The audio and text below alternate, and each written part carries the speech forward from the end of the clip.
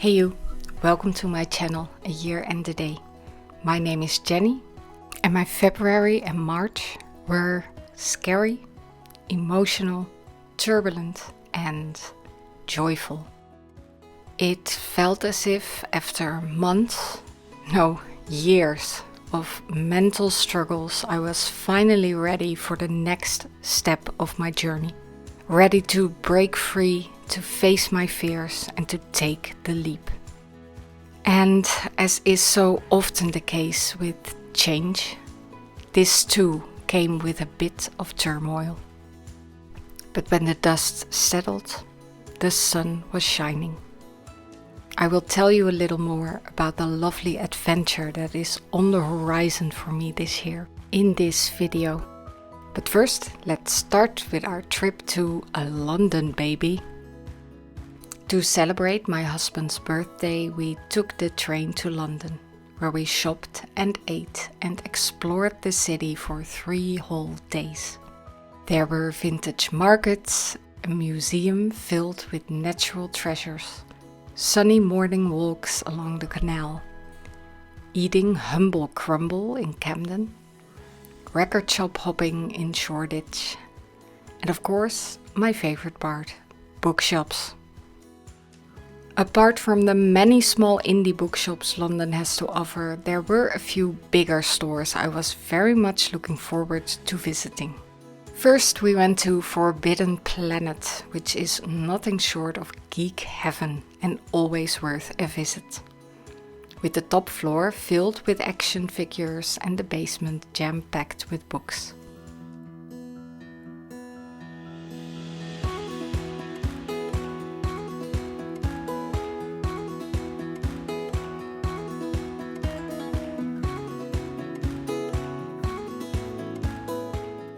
I also spent hours upon hours in Waterstones, Piccadilly and Foyles, 2 of the biggest bookshops in Europe.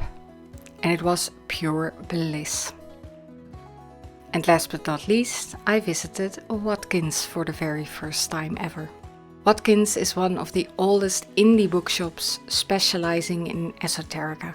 And if you love tarot and related topics, Watkins is well worth a visit. Exploring UK bookshops is a whole vibe on its own for me. Making your way through all the nooks and crannies, upstairs and around corners. Having all the genres and different editions available in English, with a coffee corner never far away.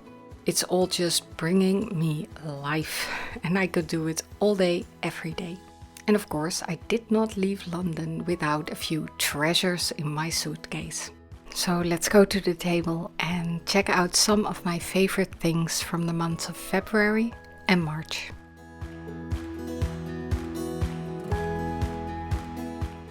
So here we are at the table, and before we get into any of my memories and favorite things from the months of February and March, I think I need to mention that I am going to try to record this video in a little bit of a different way than you are used to from me. For the past 2 years, I've kind of developed a certain routine when it comes to filming my videos. I record all of the footage first and then go to my computer and record the voiceovers separately. And there are a few reasons why I've always made videos this way. I like to be mindful about the time I'm taking with these videos and the words I'm using, and recording a voiceover helps with that. But I think mostly it always had to do with the fact that I have terrible stage fright, and the moment that the camera turns on, I am lost for words and I completely freeze up. Now there's nothing wrong with that, but creating the videos the way I've been creating them takes me a lot of time.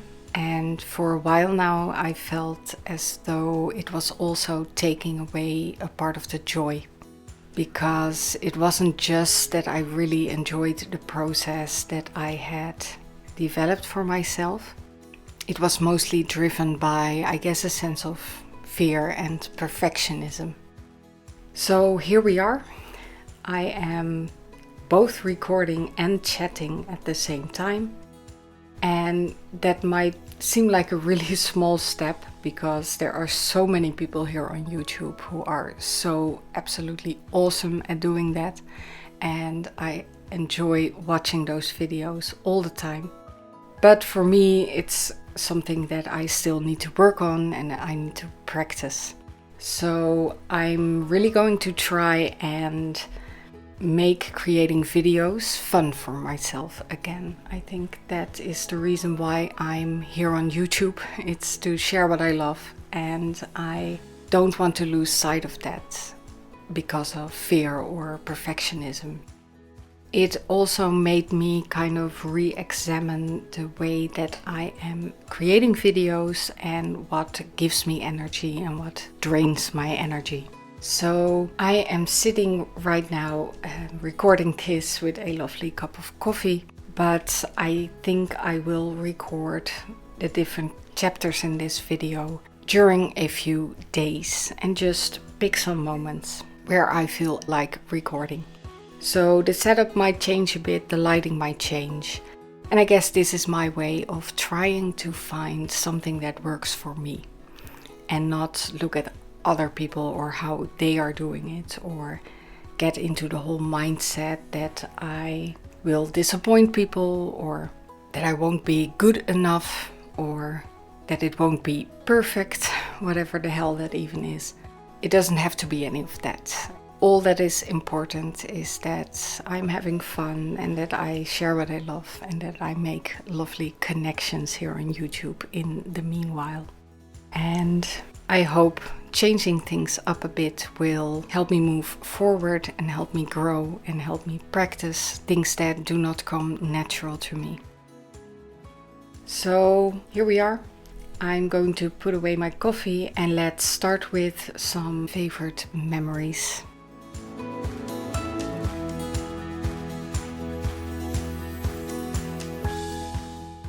So to help me talk, I got some cards here on the table because the months of February and March were quite significant for me.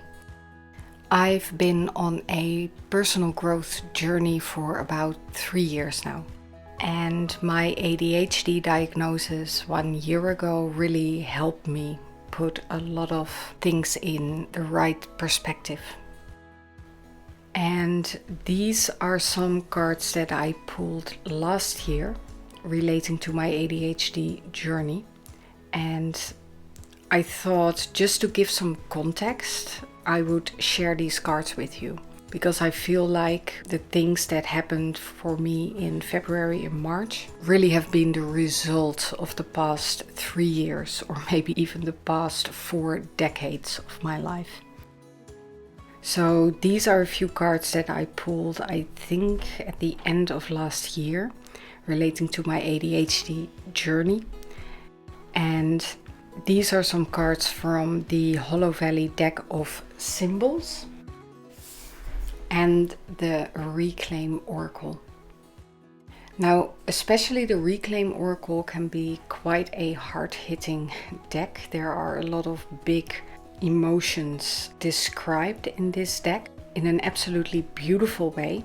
I really love this oracle. But usually how I work with the Reclaim Oracle is that I pull a certain card with intent. So I go through the cards and then I take aside the card that I would like to work with further. I very rarely just shuffle this deck and pull a card, but for this spread, that's exactly what I did. So like I said, I decided to pull some cards relating to my ADHD journey, and the first card I pulled was kind of like a general card from the Hollow Valley deck of symbols, and this is the card that I pulled.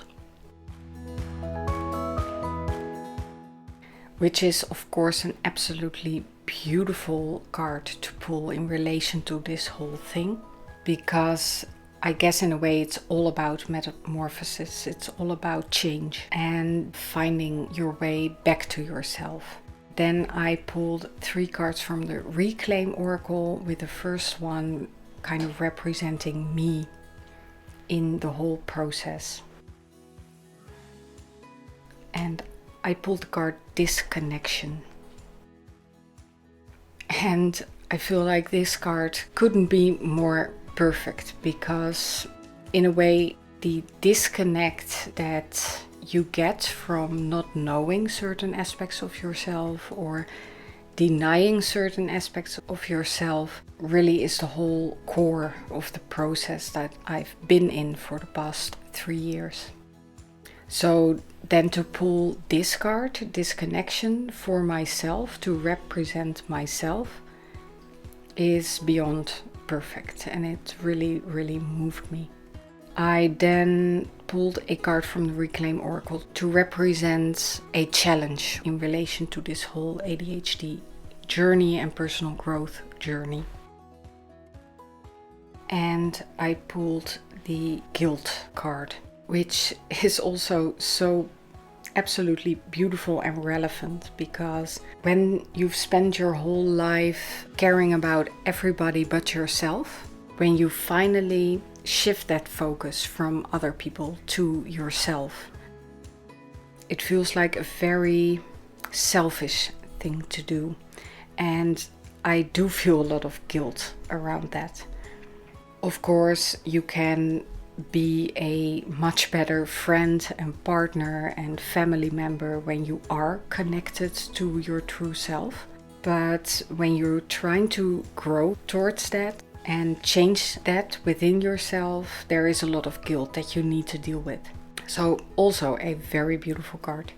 And the last one represents the answer to my question, what will set me free? And I pulled the Joy card.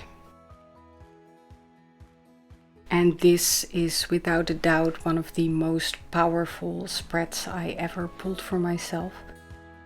And I guess the reason why it's so powerful for me is that in order to experience true joy, you have to release a lot of fear and restrictions. The Disconnection card also inspired my word of the year for 2024, which is connection. It is to have the focus on connecting with myself, connecting with nature, connecting with my feelings, with my body, with the people around me. And that was the intention that I had for 2024. I also feel like the concept of change has been kind of stalking me for quite a while. And especially this last year, I felt very often that I was on the brink of change. But I never ever expected it to be a very large, noticeable shift.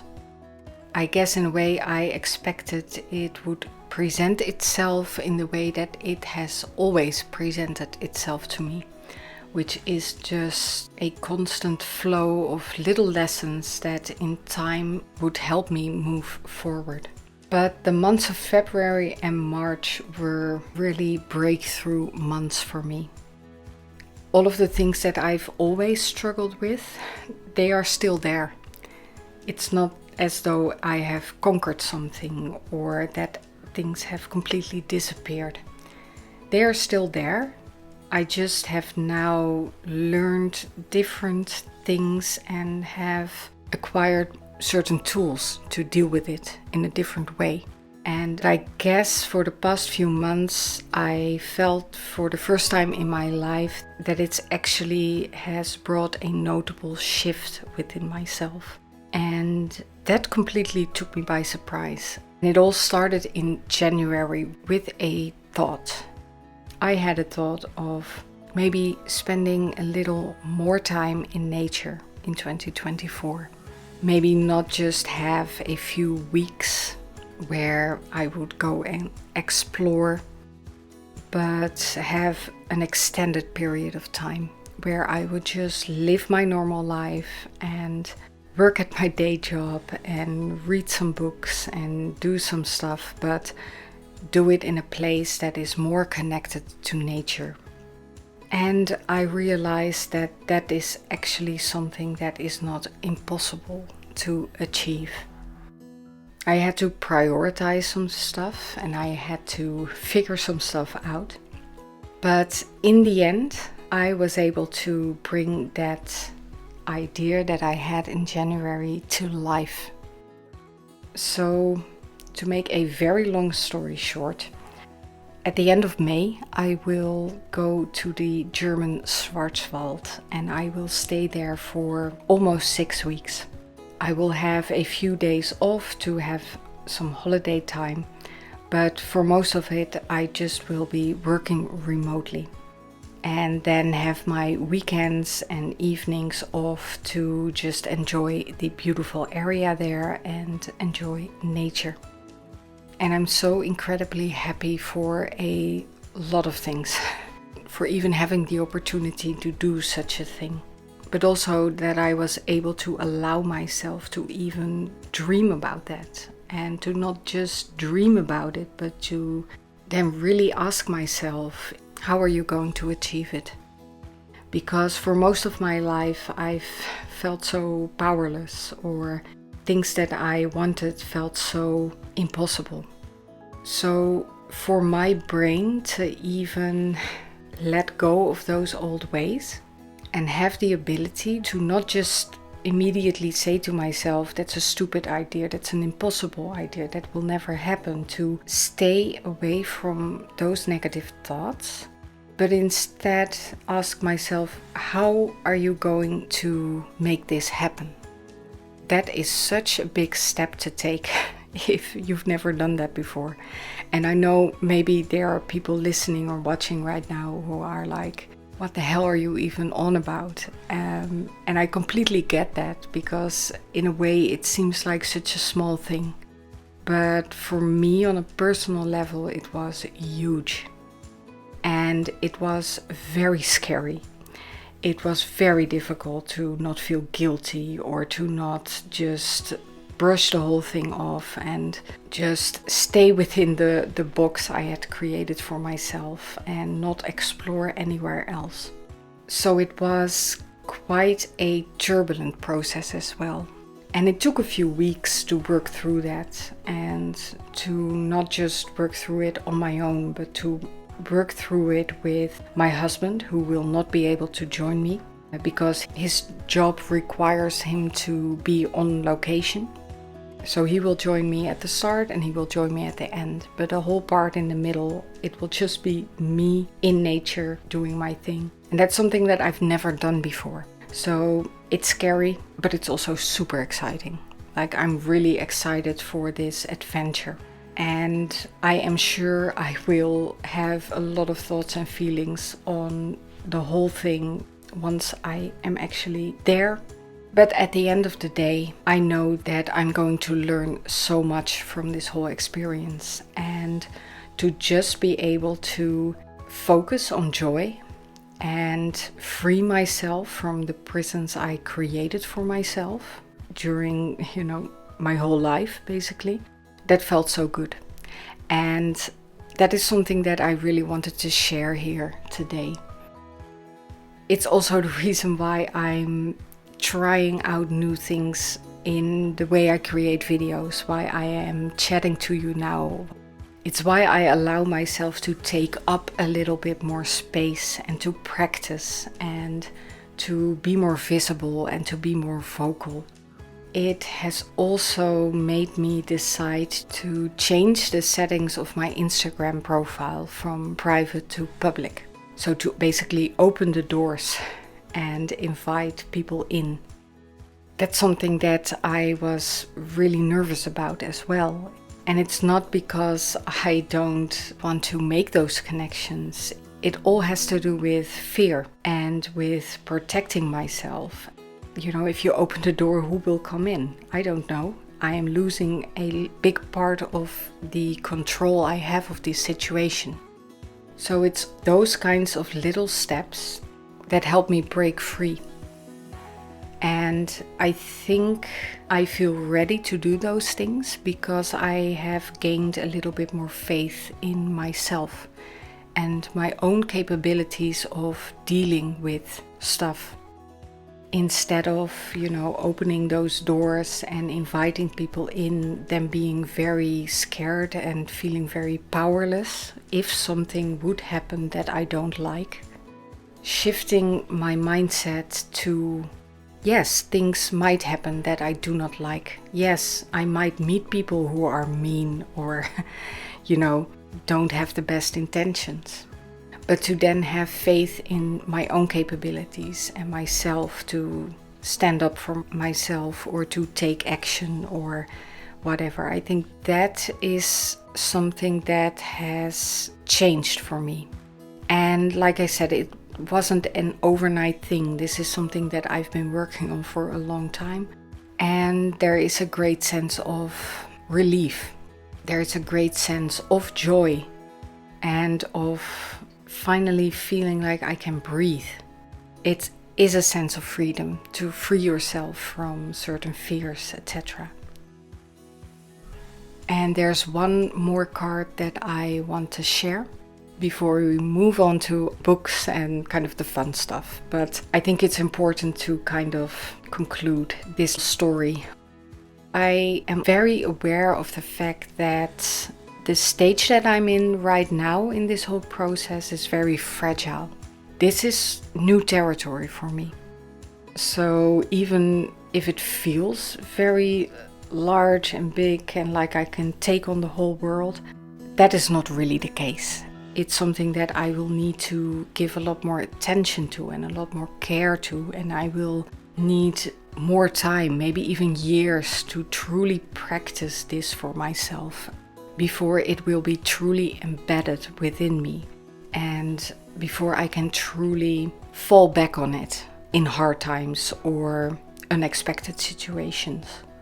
And that's okay. That's something that I think it's very good to be aware of, and it's very good to keep working on. It doesn't take away from the joy for me. And I guess the card that I am holding in the back of my mind during this whole process is the Knight of Pentacles. This card has been showing up for me lately, and I think this is exactly how I am approaching life at the moment. There has been a big process of change. There has been dealing with disconnect and with big feelings and negative emotions and negative behaviors within myself. There has been the joy of breaking free and finding my voice a little more. But there's also the awareness of the fact that I still have a long way to go. And just like the Knight of Pentacles, I will keep moving forward. Once you open the door, once you realize certain things, it's very, very difficult to unlearn those things. Once you've learned those lessons and you truly learned them, it's very difficult to unlearn them. They will stay with you and it will create change within yourself, and you cannot unchange. You can grow into certain directions, you can maybe change directions in the future, but to unchange is impossible. But just like the Knight of Pentacles, I'm trying to keep moving forward, keep working on all those little things. Do not rush, do not tell myself that I have all the knowledge, that I have all the skills, but to keep moving forward anyways. I'm not done yet. I still have room to grow, and by breaking free and stepping out into the world, there is even more room for me to grow still, and to learn and to fall and to get up again and to learn more.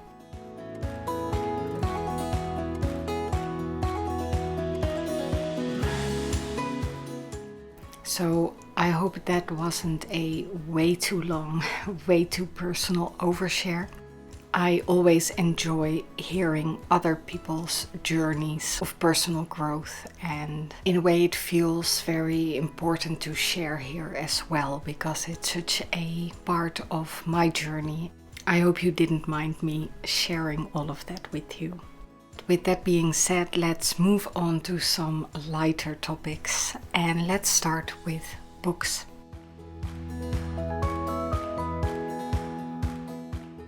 And let's start with Tarot for Change by Jessica Dore. Now, in light of all recent developments in February and March, and with me carefully opening up a little bit more on social media, I also decided it was time to join my very first YouTube membership.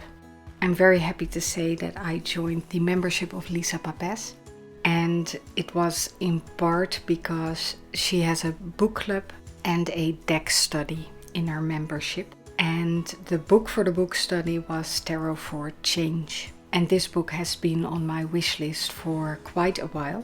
So just the whole combination of this being in the book club and the topic really made me feel like it was the right time to join the membership.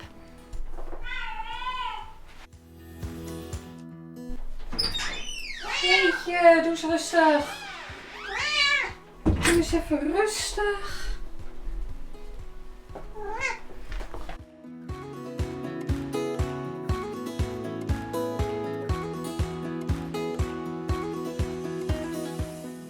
So Tarot for Change focuses on using the cards for self-care, acceptance and growth. Jessica Dore is a licensed social worker, tarot reader, writer and teacher. She has studied and worked in the fields of psychology and behavioral science, publishing since 2010, and holds a master's degree in social work. So basically, Jessica Dore says in the book that she worked for a publisher and read a lot of self-help books and kind of connected the dots with a lot of themes and personal experiences and things she noticed in her work and in her life. And basically, she shares all of that knowledge within this book.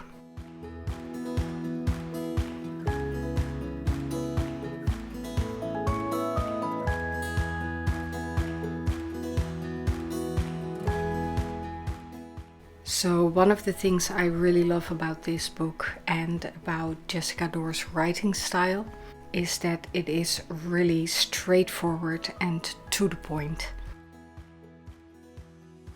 And as you can see, I started kind of highlighting information and sentences that I thought were interesting. And one of the things I also really like about the book is that it really connects tarot to a more psychological point of view, which really relates to the way that I use tarot myself.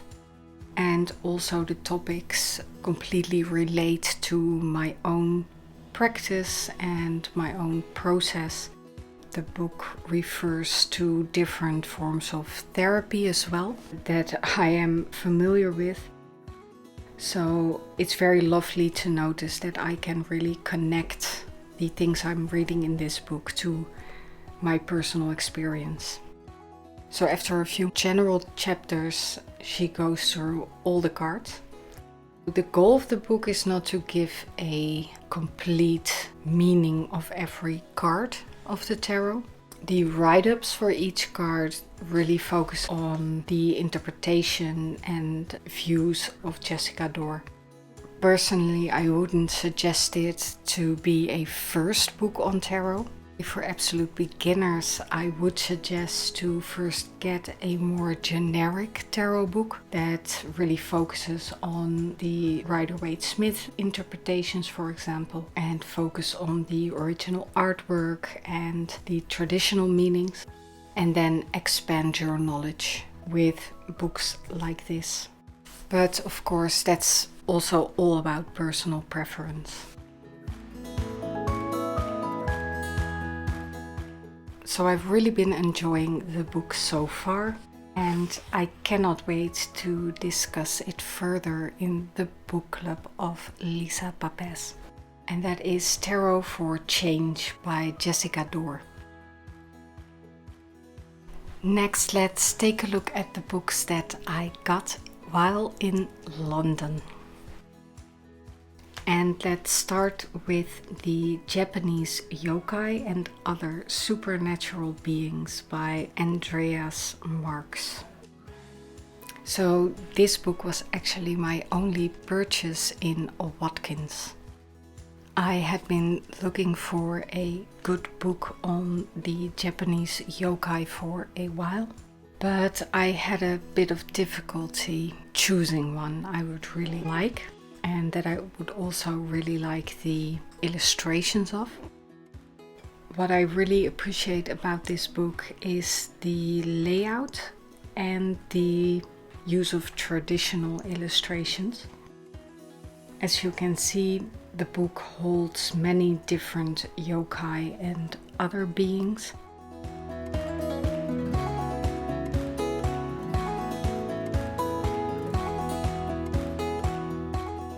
And after a bit of general information, the book then proceeds to go through all the beings in alphabetical order. And this just seemed to be a really cool reference book on Japanese yokai.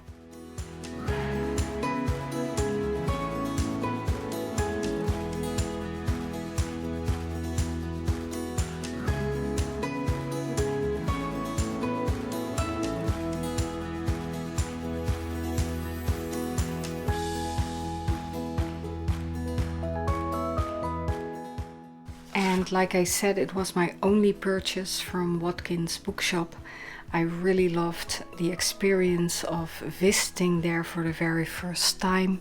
I loved browsing all the books and looking through all the tarot decks. But in the end, this was the only book that I left with. So that's the Japanese Yokai and Other Supernatural Beings. My next stop was Waterstone's Piccadilly, which is one of the largest bookstores in Europe. It was basically a huge building with 5 floors filled with books. And I believe I spent about 2.5 hours there easily. And I had not even visited all of the floors by then, but I did pick up a few random books. So of course all the books I would be buying in London would also have to be carried back to the Netherlands. So I had to be a bit selective about which books I picked up. The first book I randomly picked up was this short novella by Ursula K. Le Guin. The word for world is forest. I liked the artwork of this one and the story kind of spoke to me. It's all about the human race colonizing a different planet and basically threatening the whole planet with its greed, and the otherwise peaceful inhabitants of the planet are in the end forced to fight back. This was first published in 1973. And I loved picking up some science fiction. Now I haven't read this one yet, but I'm looking forward to. And that's the word for world is forest. The second book I picked up from Waterstones is this lovely hardcover edition called A Treasury of British Folklore.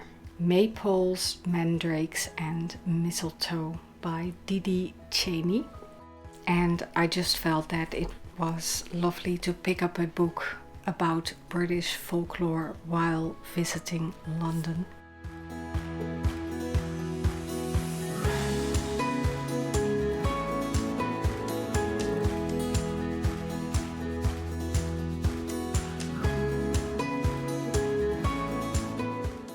And this just seemed like a lovely little souvenir to bring back with me. And that's A Treasury of British Folklore. And the last book I picked up from Waterstones Piccadilly was Voyages of Discovery by Tony Rice. Now, I always love visiting museums of natural history and learning more about the age of exploration and of course all the illustrations and diaries that were kept during those expeditions. They kind of fascinate me, and when I saw this book, I was really intrigued by it. Now, I also have a bit of mixed emotions about this whole era, because on the one hand, yes, I appreciate the stories and the beautiful artwork, but of course there was also a shadow side to expeditions like this. It was also humans going to new lands and not really having respect for the inhabitants or nature. And that's the Voyages of Discovery by Tony Rice.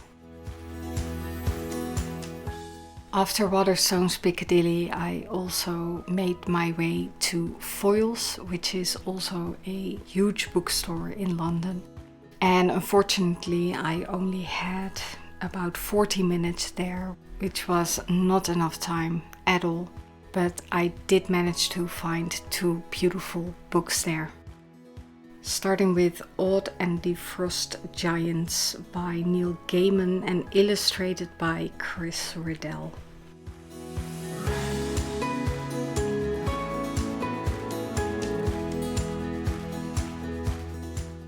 So this is a beautiful hardcover edition of this book. And even though I already have a lot of books by both Neil Gaiman and Chris Riddell, this one I did not have yet. And of course I was very happy to find this beautiful edition to bring home with me. And that's Odd and the Frost Giants. The last book that I got was this beautiful illustrated children's book called Myself, Yourself by Esme Shapiro.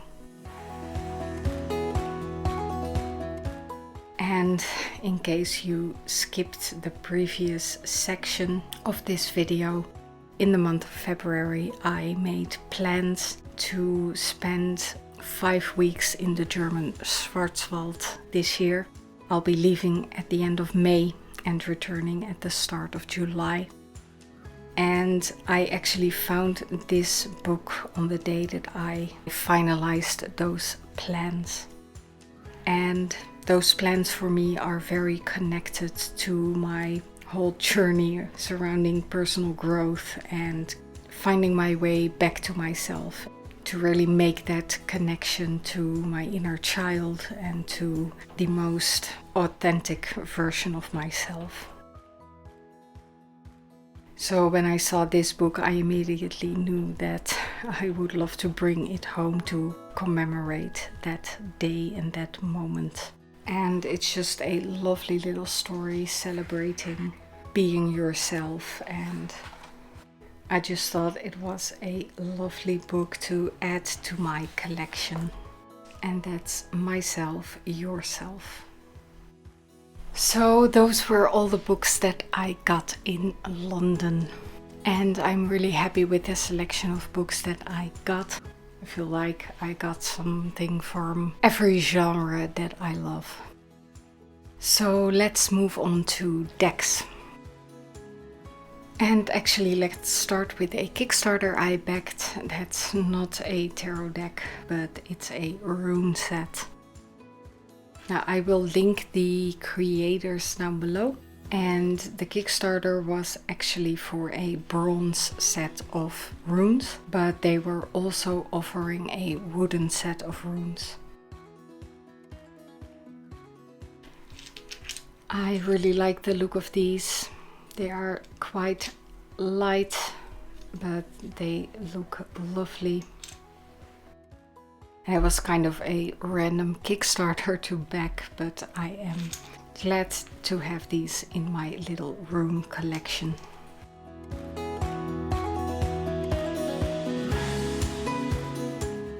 A deck that I received in February was the Soul Mirror Oracle.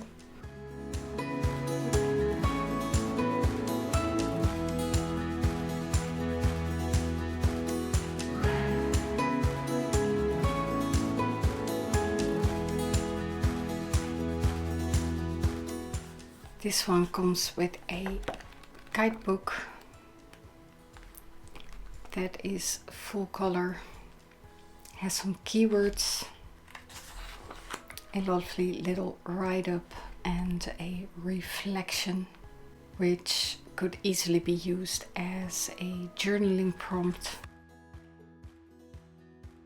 The cards have this lovely matte gold gilding that I really, really love.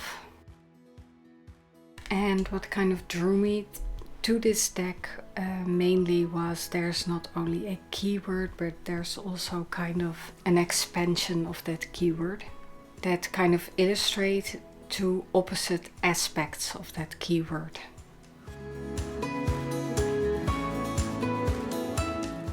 Now I like the artwork and I like the limited color palette. I do feel that maybe this deck is kind of targeted towards a more younger audience. I cannot really say that I truly relate to the girls depicted in this deck. They all, I don't know, seem very hip and young, and I am neither, so in the end I'm not sure if I will be keeping this deck in the long run, but for now I will definitely give it a chance. And that's the Soul Mirror Oracle. I also received the I'm Here deck. This was actually a Kickstarter from 2022, so it took 2 years for these decks to come to life and find their way to the backers.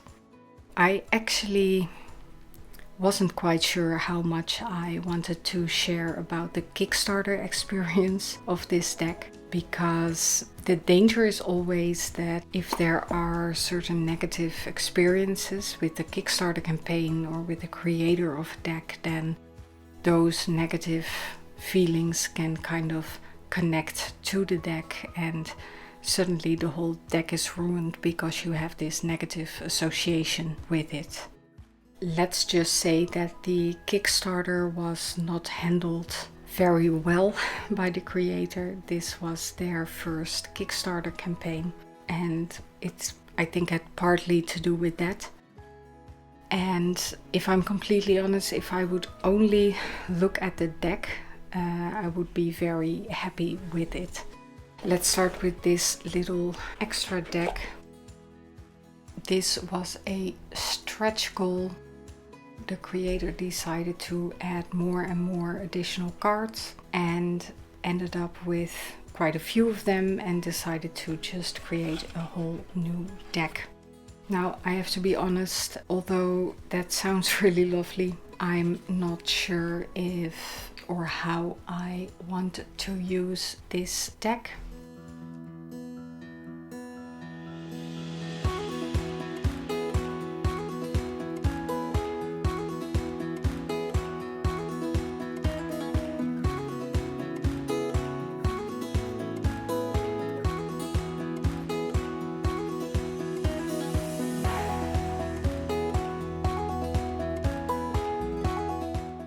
The deck that I actually backed is the I'm Here deck.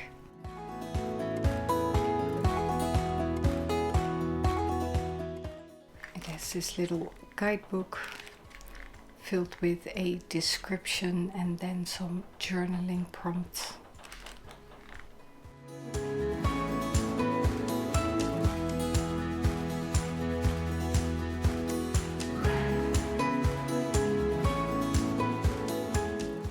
And like I said, I think maybe for the people who backed the Kickstarter and were involved in all the drama and the waiting and the uncertainty and whatever, it's maybe a little bit harder to look at this deck objectively or with a kind of neutral feeling.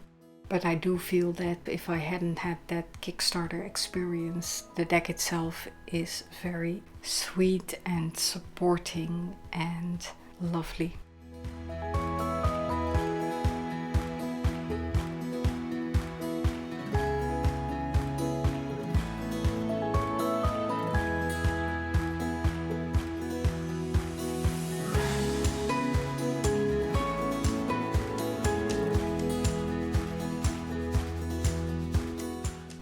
So Kickstarter aside, I really like this deck and I'm happy to have it in my collection. And that's the I'm Here deck. And then last but not least, the Forest Meditations. I saw this deck in an ad on Instagram and I couldn't find any footage anywhere. Of course, there's a website where you can look at some photos and read a little bit more information, but I didn't find any flip throughs of the cards or anything. This is a deck that focuses on meditations.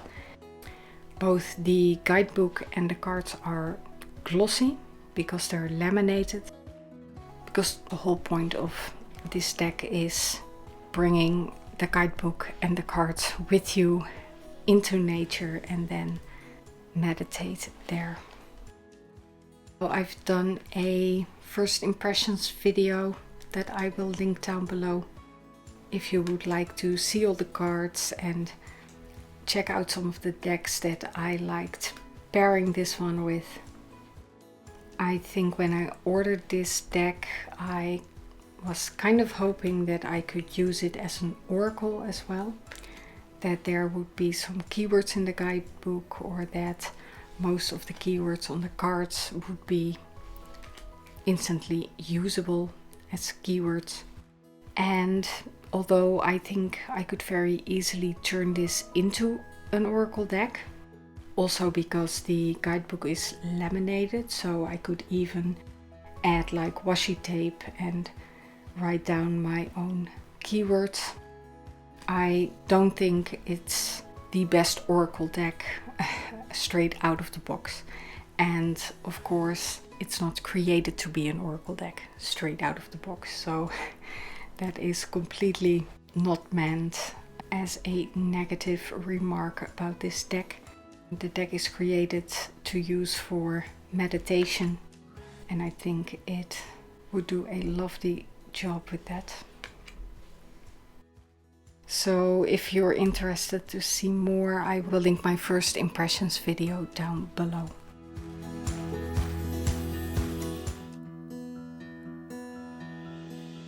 So I guess that's all I have to share for now for the months of February and March. I really hope you enjoyed this video, even though it was a little bit different than you are used to from me.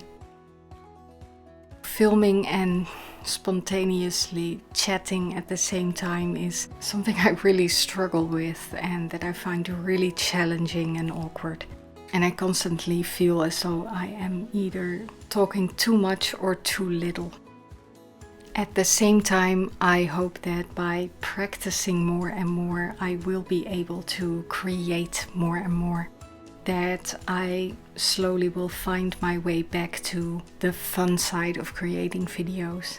And for me, that should all be about just sharing what I love and having fun with it. So I can only hope that you enjoyed hearing me ramble about all of my favorite things of February and March. That if you're interested, you will follow along here on my channel and find out how my adventure in the German Schwarzwald will play out. And please feel free to come over to Instagram and say hi to me there. I will link my account down below. And with all of that being said, I wish you all a lovely rest of your day, and I hope to see you next time. Bye!